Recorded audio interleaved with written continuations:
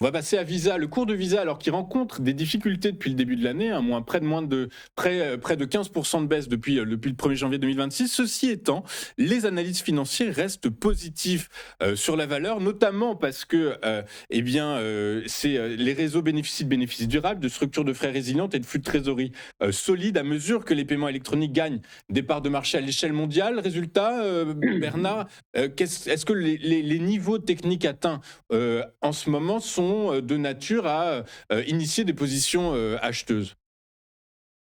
Alors, on est très clairement sur des niveaux clés. Maintenant, je n'achèterai pas les niveaux actuels parce qu'on est sur un support désormais en danger parce que la tendance moyen terme, non pas long terme, mais la tendance moyen terme s'est retournée très clairement à la baisse.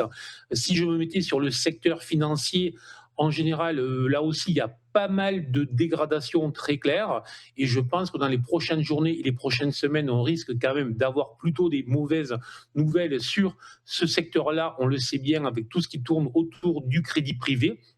Donc, le support est là, donc potentiellement, il va falloir surveiller ce qui se passe sur les niveaux support qui sont situés entre les 296 et les 299, le niveau de clôture d'hier soir, dollars, bien évidemment. En cas de clôture sous ce niveau-là, attention, alors il y aura des gaps baissiers éventuellement à combler qui pourraient être comblés assez rapidement des gaps haussiers pardon, qui sont restés ouverts à l'automne 2024 et qui pourraient être comblés assez rapidement aux alentours des 290 et des 277, 278 dollars.